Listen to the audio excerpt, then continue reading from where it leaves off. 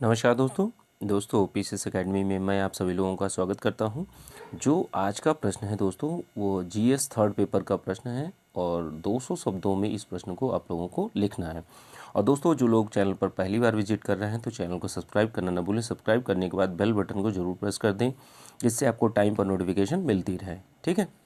और दोस्तों आप लोगों को मेरा कार्य अच्छा लगता है तो आप लोग लाइक और शेयर ज़रूर करें। शेयर आप लोग फेसबुक और व्हाट्सएप ग्रुप जो भी आपके फ़ोन में है उसके माध्यम से कर सकते हैं जिससे दूसरे लोगों को भी फ़ायदा मिल सके। चलिए स्टार्ट करते हैं। आज का प्रश्न जीएस थर्ड पेपर का है। और दोस्तों आप लोग आंसर राइटिंग करते रहिए क्योंकि आंसर राइटिंग अगर नहीं करेंगे तो आपको बाद में बहुत परेशानी का सामना करना पड़ेगा। ठीक है। और एटलीस्ट आप लोग 2 प्रश्न तो आंसर राइटिंग करते ही रहिए। ठीक है। और जो लोग भी ज़्यादा प्रश्नों की अच्छे तरीके से 300-350 प्रश्न की जो प्रश्न हैं उनकी आंसर राइटिंग अगर करना चाहते हैं तो मंथली, ठीक है, तो वो लोग जीएस का व्हाट्सएप ग्रुप चल रहा है, ठीक है, तो उसको भी ज्वाइन कर सकते हैं। तो वहाँ पर एक टॉपिक का डेली नोट्स और क्वेश्चंस दिए जाते हैं। ठीक है। इस समय फर्स्ट पेपर और फोर्थ पेपर चल रहा है। ठीक है। तो ये चीज़ें हैं और ऑनलाइन टेस्ट होता है संडे और बुधवार को। तो जो लोग ज़बरदस्त तरीके से मेहनत करना चाहते हैं उनके लिए है। अगर आप मेहनत नहीं करना चाहते हैं तो प्लीज़ आप लोग ग्रुप ज्वाइन मत करिए। ठीक है। चलिए स्टार्ट करते हैं। आज का प्रश्न क्या है? गैर राज्य अभिकर्ताओं द्वारा इंटरनेट एवं सोशल मीडिया का विध्वंसकारी गतिविधियों हेतु प्रयोग सुरक्षा के लिए एक खतरा है। इन खतरों को नियंत्रित करने के उपाय भी आपको बताने हैं। ठीक है। 200 शब्दों में इस प्रश्न को आप लोगों को लिखना है और जो प्रश्न लिखना है वो आप लोगों को पैराग्राफ में लिखना है।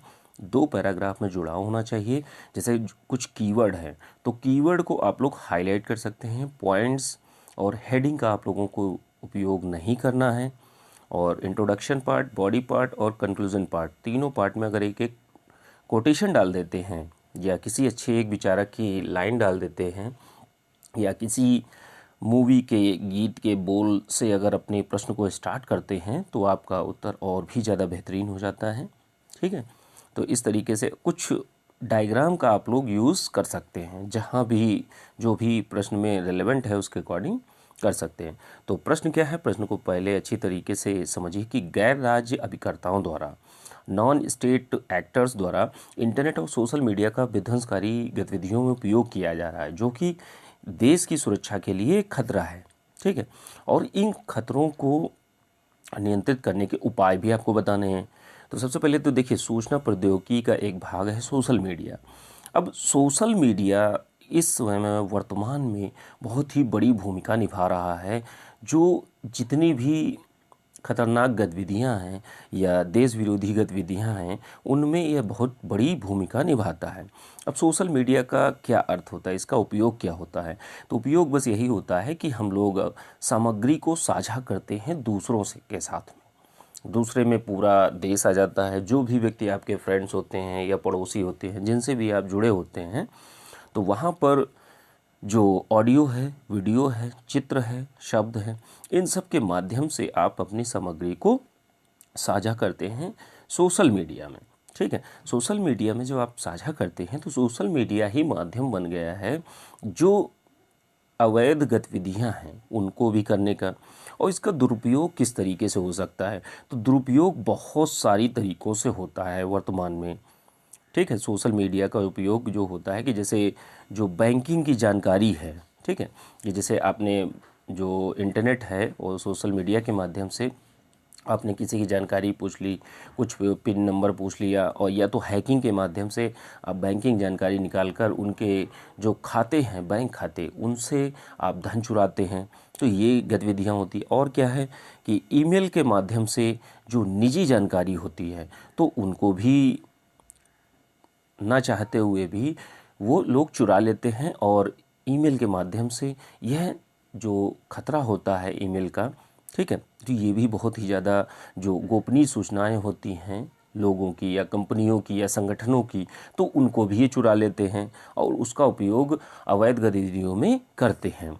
और क्या है कि जैसे ऑनलाइन धोखाधड़ी बहुत चलती है कि आप इतने 1000 रुपये लगाइए, इतने पाइए, और बहुत सारी स्कीम्स जो चिट फंड टाइप की कंपनियां हैं वो इंटरनेट के माध्यम से, या नेटवर्किंग कंपनियां हैं, तो इनके माध्यम से क्या होता है, ये लोग पैसा को रोटेट करते हैं और रोटेट करने के बाद इधर का पैसा उधर लगाते हैं। लगाने के बाद पैसा जो निवेशक था उसको वापस नहीं मिल पाता है। ठीक है, जो निवेशक था उसको पैसा नहीं मिल पाता है। अब ये एक धोखाधड़ी का माध्यम भी यह इंटरनेट के माध्यम से, ऐप के माध्यम से ये चीज़ें आती हैं।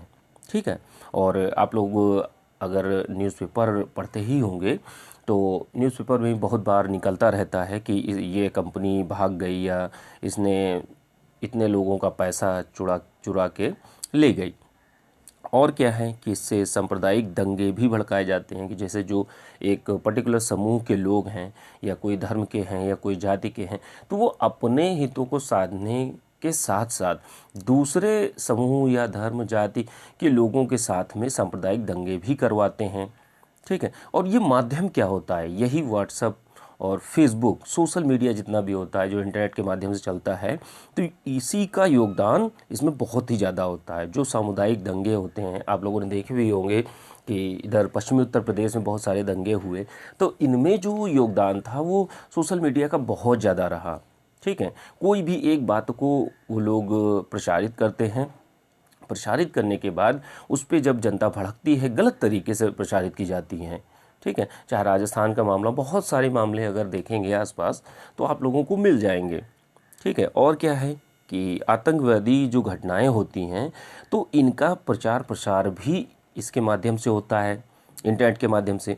तो इसमें भर्ती की प्रक्रिया भी आती है, वो चाहे वित्त पोषण हो, धन भी ये लोग इधर से उधर करते हैं, संगठनों से मांगते हैं, धमकी देकर मांगते हैं, जिस तरीके से भी मांगते हैं, उनको धन एकत्रण भी इंटरनेट के माध्यम से ही होता है। और क्या है कि जो आतंकवादी संगठन होते हैं ये अपनी विचारधाराओं का प्रचार प्रसार भी पूरे विश्व में, एक जगह नहीं, पूरे विश्व में यह लोग इसी तरीके से कार्य करते हैं इंटरनेट के माध्यम से। और जो भी उस विचारधारा से जुड़ा हुआ व्यक्ति जब सोशल मीडिया पे कुछ हाँ या ना देखते हैं कि हाँ ये मारने मारने पुतारू है, ये बातें ऐसी करता है, तो इस व्यक्ति को हम ब्रेन वॉश करने में बहुत आसानी से ब्रेन वॉश हो जाएगा इसका। ठीक है, हम इसको अपने संगठन से जोड़ सकते हैं। तो ये लोग क्या करते हैं, ऐसे लोगों को चुनते हैं। बहुत से ऐसे लोग हैं जो आतंकवादी संगठन इसलिए भी ज्वाइन करना चाहते हैं कि मज़े के लिए, और या तो वहाँ पर पैसा उपलब्धता बहुत ही ज़्यादा होती है। और क्या है कि जैसे जो कट्टरपंथी हैं, कट्टरपंथी अपने धर्म का प्रचार प्रसार या अपने समूह समुदाय का प्रचार प्रसार करने में भी इंटरनेट का बहुत ही ज़्यादा उपयोग करते हैं। ठीक है, तो ये लोग क्या है, इनका माध्यम क्या है, माध्यम यही इंटरनेट है। ठीक है, सोशल मीडिया है, सोशल मीडिया के माध्यम से ही ये सारी चीज़ें कर पाते हैं। और क्या है कि जैसे राजनीतिक अस्थिरता लानी होती है तो ये सोशल मीडिया भी बहुत बड़ा एक योगदान कर देता है कि जैसे कोई पार्टी है, वो चाहे बीजेपी हो या सपा हो, बसपा हो या कांग्रेस हो, कोई भी पार्टी हो, इनके अगेंस्ट में अगर कुछ करना है तो सोशल मीडिया पे उस पार्टी के अगेंस्ट वाली चीज़ें जब ज़्यादा प्रचारित हो जाएंगी तो लोगों की भावनाएं उस पार्टी के खिलाफ में हो जाती हैं, और जब खिलाफ में हो जाती हैं तो वोटिंग जो होती है वो एंटी पार्टी होने लगती है। ठीक है, और जो ये पार्टी करवाती है, जो राजनीतिक अस्थिरता लाती है, वही जाके सत्ता को बनाती है आगे। ठीक है, और जैसे एग्जाम्पल्स के रूप में देखेंगे कि जुलाई 2016 में क्या हुआ था कि फ्रांस में बास्तिल दिवस मनाया जा रहा था। अब वहाँ पर एक सनकी टाइप के व्यक्ति ने ट्रक से कुचलकर बहुत सारे लोगों की हत्याएं कर दी। तो यह जो घटनाएं थी ये सोशल मीडिया से प्रेरित थी। ठीक है, सोशल मीडिया से प्रेरित होने के कारण उस व्यक्ति ने ऐसा किया, उसकी मन स्थिति ही ऐसी बन गई थी। और क्या है कि जो हमारा देश है, भारत देश, तो भारत में जैसे कश्मीर में युवाओं को जो भड़काने का कार्य कराया जाता है, आप लोगों ने देखा भी होगा, पत्थरबाज जो हैं, जो भी आतंकवादी प्रवृत्ति के जो व्यक्ति हैं, उनको भी समझाने और अपने संगठन में जोड़ने का कार्य, ठीक है, कश्मीर में युवाओं को भटकाने का कार्य जो किया जाता है वह इंटरनेट के माध्यम से ही किया जाता है। और क्या है कि जैसे जो कावेरी जल विवाद है उसमें जो प्रदर्शन हुए थे, ठीक है, तो जो प्रदर्शन किए गए थे तो वो भी प्रदर्शन सोशल मीडिया की ही देन थी। और बहुत सारी चीज़ें हुई हैं, ठीक है, घटनाएं जो कि सोशल मीडिया की देन नहीं है। एक्चुअल में वो चीज़ें होती नहीं हैं, होती भी हैं तो उस स्वरूप में नहीं होती हैं, लेकिन सोशल मीडिया उसको इतना बढ़ा चढ़ाकर बता देता है कि वो अर्थ का अनर्थ हो जाता है।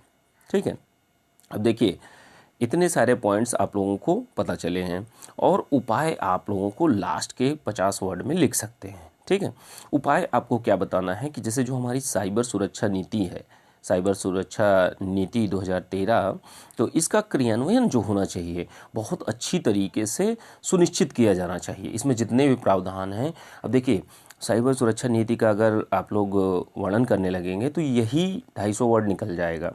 तो आपको क्या करना है, डायमेंशंस को कवर करना है, ना कि कंटेंट। एक ही चीज़ का अगर आप कंटेंट बताने गए तो फिर आपके वर्ड ख़त्म हो जाएंगे, लेकिन आपको तो एक खर्चे के लिए लिमिट में वर्ड मिलते हैं ना, कि अगर 200 में लिखना है तो आपको 200 में ही लिखना है। आप 200 से 210 जा सकते हैं या तो 180 वर्ड में आ सकते हैं। ठीक है, तो हमारे कहने का मतलब यही था कि साइबर सुरक्षा नीति 2013 का क्रियान्वयन अच्छी तरीके से सुनिश्चित किया जाना चाहिए। ठीक है, और क्या है कि जो क्षेत्र हैं उसमें, पर्टिकुलर क्षेत्र में या ज़िले में साइबर थाना का एक कंसेप्ट लाना चाहिए। ठीक है, जितने भी अपराध से संबंधित थाना है, ठीक है, साइबर से संबंधित कोई भी अपराध आता है तो उस पर्टिकुलर थाने में जाना चाहिए। और क्या है कि साइबर सेलों का निर्माण किया जाना चाहिए। निगरानी करने वाले व्यक्ति जितने भी होते हैं तो उनको उन साइबर सेल में भर्ती किए जाने चाहिए।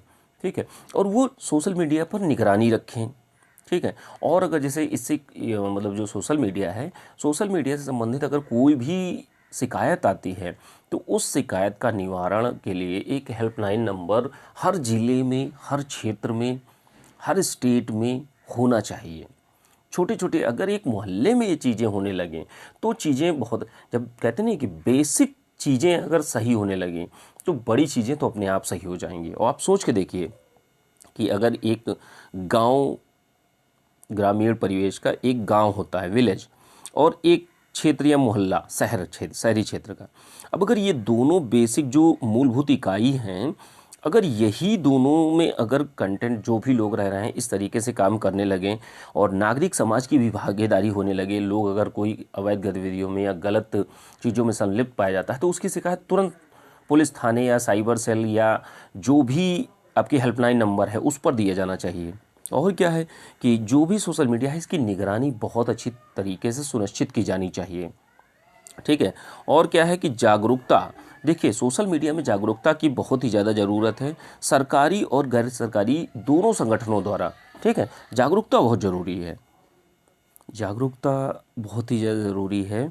और जो आपकी सरकारी और गैर सरकारी संगठनों के द्वारा ये सारी चीज़ें फैलानी चाहिए। ठीक है, और क्या है कि लोगों के अंदर एक संवेदनशीलता की भी भावना को विकसित करना चाहिए, ये भी ज़रूरी है। ठीक है, क्योंकि जब लोग संवेदनशील नहीं होंगे, जो लोग रह रहे हैं जिनके बीच में आतंकवादी गतिविधियों में संलिप्त व्यक्ति भी रहते हैं, तो ऐसी समस्या को अगर नागरिक समाज ही मॉनिटरिंग करने लगेगा तो वो सबसे अच्छी चीज़ होगी। जो एक साइबर थाना या सेल है या हेल्पलाइन नंबर, इन सब की इतनी ज़रूरत नहीं पड़ेगी अगर एक नागरिक ही खुद जिम्मेदारी थोड़ी थोड़ी सी लेने लगे, ज़्यादा ना करे, अपने घर के आसपास की बस थोड़ी सी निगरानी कर ले कि कोई अवैध गतिविधियां तो नहीं कर रहा है। ठीक है, और सोशल मीडिया पर कड़ी निगरानी की जानी चाहिए। ठीक है, तो इस तरीके से लास्ट में आप लोगों को निष्कर्ष देना है कि क्या क्या उपाय हैं और उपायों को अच्छी तरीके से क्रियान्वित करने की ज़रूरत है। तो दोस्तों इतने पॉइंट्स मैंने दिए हैं, कुछ पॉइंट्स आप अपनी तरफ से भी ऐड करके अपने उत्तर को बेहतरीन बना सकते हैं। ठीक है, और लिखने के बाद ये मेरा व्हाट्सअप नंबर है, तो इस पर आप लोग जो भी आपने उत्तर लिखे हैं तो उनको सेंड कर दीजिए और मैं इन्हीं उत्तरों को, पीएसएस एकेडमी का टेलीग्राम पर चैनल है तो उस पर मैं आप लोगों को प्रोवाइड कर देता हूँ। ठीक है, और जो लोग भी जीएस के ग्रुप को ज्वाइन करने के लिए इच्छुक हैं तो वो लोग डिस्क्रिप्शन बॉक्स में डिटेल पड़ी हुई है तो वहाँ से भी देख सकते हैं। ठीक है, चलिए आगे देखते हैं। जीएस फोर्थ पेपर का प्रश्न है और प्रश्न संख्या 112 है। ठीक है, और 150 शब्दों में इस प्रश्न को आप लोगों को लिखना है। तो प्रश्न क्या है, प्रश्न को देखते हैं। कमजोर वर्गों के प्रति अभिवृत्ति से क्या तात्पर्य है और इसका विकास किस प्रकार किया जा सकता है। किसका विकास, कमज़ोर वर्गों के प्रति जो अभिवृत्ति है इसका विकास किस तरीके से किया जा सकता है। ठीक है, तो 150 शब्दों में इस प्रश्न को आप लोगों को लिखना है। प्रश्न को अच्छी तरीके से समझिए, इंट्रोडक्शन पार्ट, बॉडी पार्ट और कंक्लूजन पार्ट में के रूप में आप लोगों को इस प्रश्न को लिखना है। ठीक है, अब सबसे पहले तो समझते हैं कमज़ोर वर्ग क्या होते हैं और अभिवृत्ति क्या होती है।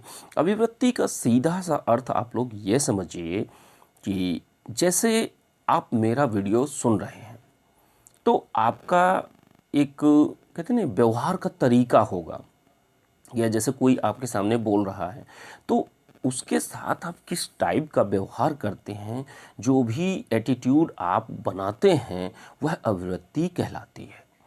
अभिवृत्ति दो ही टाइप की हो सकती है, या तो निगेटिव या तो पॉजिटिव।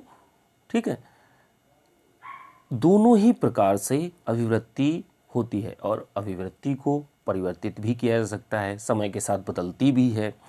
बहुत पहले ऐसे सुना होगा आप लोगों ने कि बचपन में बहुत बच्चा मारता था, लड़ाई झगड़ा करता था, लेकिन जब बड़ा हुआ तो उसकी अभिवृत्ति एटीट्यूड में परिवर्तन आया। जब उसने जानी, ज्ञान के आधार पर सारी चीज़ों को समझा, समझने के बाद उसकी अभिवृत्ति में परिवर्तन आया। अब देखिए, छोटी सी बात थी, हम लोगों ने जान ली। अब एक कमज़ोर वर्गों के प्रति अभिवृत्ति का क्या अर्थ है। ठीक है, कमज़ोर वर्गों के प्रति जो अभिवृत्ति है उसका क्या अर्थ है। तो इसका अर्थ बस इतना ही है कि कमज़ोर वर्ग, जैसे मान लीजिए ये कमज़ोर वर्ग है, ठीक है, पूरे भारत में कमज़ोर वर्ग या कमज़ोर वर्गों के लोग हैं।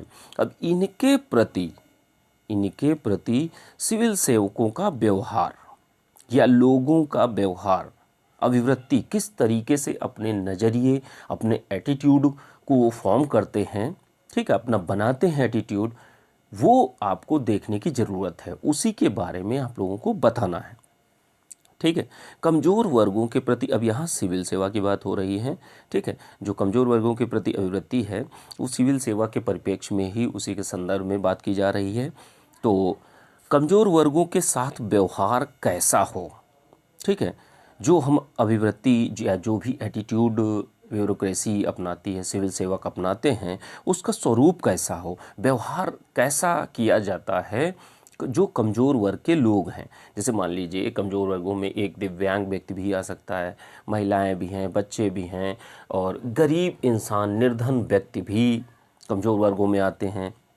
ठीक है, वंचित वर्ग के लोग भी आते हैं। तो अब इतने सारे व्यक्तियों के साथ में जो भी व्यवहार किया जाता है, उनको किस तरीके से ट्रीट किया जा रहा है, ठीक है, तो उसको आप लोगों को बताना है। अभिवृत्ति का स्वरूप कैसा है, और जो लोग हैं, जैसे जो वंचित क्षेत्र के लोग हैं, कमज़ोर वर्ग हैं, उनको मुख्य धारा में कैसे लाया जाए, ये होती है कमज़ोर वर्गों के प्रति अभिवृत्ति। और क्या है कि गरीब लोगों के साथ सहानुभूति, सिंपैथी और संवेदना युक्त व्यवहार करना। अगर एक सिविल सेवक है तो उसके पास अगर कोई गरीब इंसान पहुंचता है तो उसको सहानुभूति, एक सिंपैथी के साथ में उसको बैठालना चाहिए और उससे अच्छी तरीके से व्यवहार करना चाहिए, उसकी समस्याओं को जानना चाहिए, उसकी जो भावनाएं हैं उनको समझना चाहिए। समझने के बाद उसके साथ जो उचित है उसको कार्य को करना चाहिए। ठीक है, और क्या है कि जो कमज़ोर वर्गों के प्रति अभिवृत्ति है तो दो ही टाइप की हो सकती है, या तो सकारात्मक या तो नकारात्मक। सकारात्मक का अर्थ यही है कि जो भी सिविल सेवक के पास कोई कमज़ोर वर्ग के व्यक्ति गया है तो उसके साथ वह अच्छा व्यवहार करे। नकारात्मक का अर्थ है कि वह उसको गाली दे के या ऐसे ही भगा दे वहाँ से, तो वह क्या है, नकारात्मक अभिवृत्ति है। उसने गलत व्यवहार किया पर्टिकुलर उस व्यक्ति के साथ में जो कमज़ोर वर्ग से बिलोंग करता था। ठीक है, और अगर कमज़ोर वर्गों के प्रति अभिवृत्ति नहीं होगी तो क्या है, हम समावेशी विकास की अवधारणा को सही तरीके से लागू नहीं कर पाएंगे, सभी का विकास समान रूप से नहीं हो पाएगा। ठीक है, तो समावेशी विकास के लिए कमज़ोर वर्गों के प्रति अभिवृत्ति होनी चाहिए। ठीक है, एक एटीट्यूड, पॉजिटिव एटीट्यूड होना चाहिए। ठीक है, तो कमज़ोर वर्गों के प्रति अभिवृत्ति बहुत ही ज़्यादा अगर पॉजिटिव एटीट्यूड की होगी तो सिविल सेवक उस अभिवृत्ति से जो कमज़ोर वर्ग के लोग हैं उनको बहुत बड़ा फ़ायदा मिलेगा। और समावेशी विकास के लिए बहुत ही ज़्यादा ज़रूरी है कमज़ोर वर्गों के प्रति एक सकारात्मक अभिवृत्ति। ठीक है, दो टाइप की होती है, नकारात्मक भी हो सकती है, सकारात्मक भी हो सकती है। ठीक है, अब देखिए सेकंड पार्ट में हम लोग क्या देखते हैं कि अब इस अभिवृत्ति का जो कमज़ोर वर्गों के प्रति अभिवृत्ति है, इसका हम लोग विकास कैसे कर सकते हैं। तो विकास तो सबसे पहले यही है कि जो संवेदनशीलता है, कंपैशन है और परानुभूति है, एम्पैथी है, इन दो चीज़ों का विकास इस अभिवृत्ति के लिए बहुत ही ज़्यादा ज़रूरी है। अगर ये दो चीज़ें नहीं होंगी, एम्पैथी का अर्थ बस इतना ही होता है कि जैसे कोई भी एक व्यक्ति है, ठीक है, एक छोटी सी बात है, एक कोई व्यक्ति है, एक निर्धन व्यक्ति है, उसने जो अच्छा पैसे वाला है या नहीं भी है, जो भी एक उपयुक्त व्यक्ति है, अगर वह रास्ते में जाते किसी निर्धन व्यक्ति को देखता है और वह बुरी परिस्थिति में है, उस पर दुख प्रकट करता है और उसके भले के लिए कुछ कार्य कर देता है, अच्छे के लिए कुछ कार्य कर देता है, तो वह क्या है, एम्पैथी है। ठीक है, परानुभूति। और संवेदनशीलता का अर्थ यही है कि ऐसी फीलिंग या ऐसी भावना जिससे हम दूसरों के दुखों को महसूस कर सकें, अगले के दुखों को जान सकें। ठीक है, तो अगर इन चीज़ों का विकास होगा तो एक अभिवृत्ति जो कमज़ोर वर्गों के प्रति अभिवृत्ति है वो ऑटोमेटिक आएगी ही आएगी। और क्या है कि इसका प्रशिक्षण दिया जाना चाहिए कि जैसे कमज़ोर वर्गों के प्रति कैसा व्यवहार करना है, इसका ट्रेनिंग पीरियड या उसके बाद में इन चीज़ों का विकास करने के प्रशिक्षण ट्रेनिंग दी जानी चाहिए। ठीक है, और क्या है कि कमज़ोर वर्गों के क्षेत्रों का दौरा करना चाहिए। जैसे मान लीजिए एक ज़िला है, ज़िले में झुग्गी झोपड़ियाँ या मलिन बस्तियाँ हैं या जहाँ पे कमज़ोर वर्ग रहते हैं।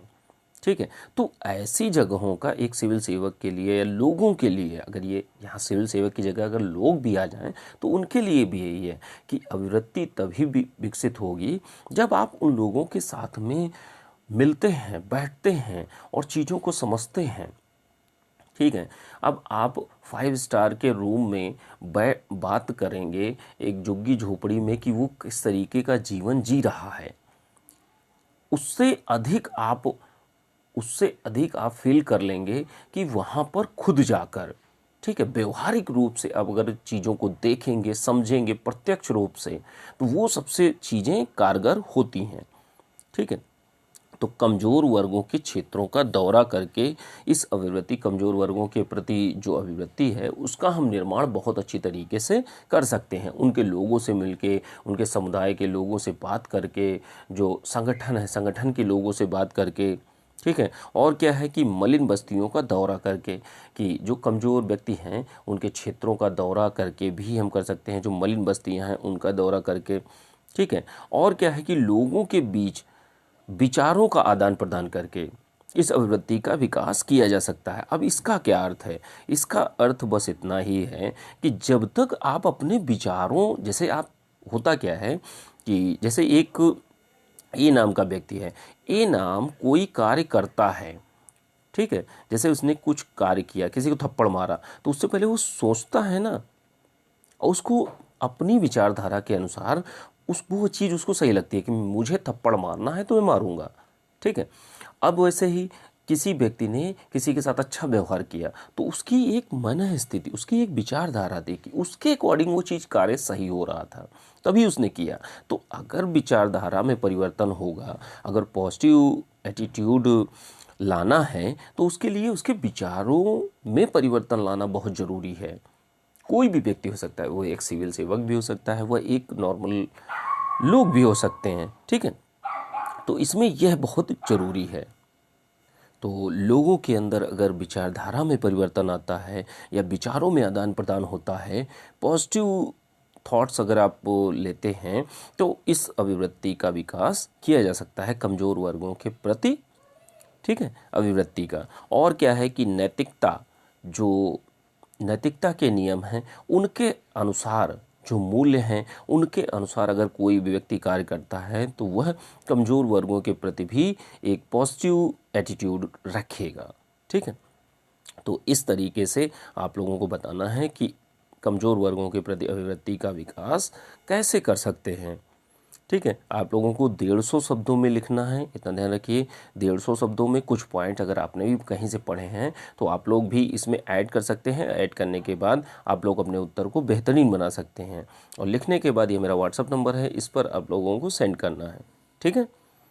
और दोस्तों आंसर राइटिंग करते रहिए, समय बहुत कम है, आंसर राइटिंग करना बहुत ही ज़्यादा ज़रूरी है। और आप लोगों से मैं रिक्वेस्ट कर रहा हूँ कि आप लोग आंसर राइटिंग एटलीस्ट 2 प्रश्न तो आप डेली लिखिए ही लिखिए। ठीक है, तो वो बहुत ही ज़्यादा ज़रूरी है। तो इतना आप कार्य डेली करते रहिए, 2 प्रश्न ही लिखिए, पढ़ते रहिए और लिखते रहिए। लिखना बहुत ही ज़्यादा ज़रूरी है, क्योंकि मेंस के आधार पर ही आपकी जो रैंक है वो बनेगी जाके। और अगर मेंस में मार्क्स अच्छे नहीं आए तो आपको मेंस में पास होना भी मुश्किल पड़ जाएगा। ठीक है, चलिए ठीक है, थैंक यू सुनने के लिए।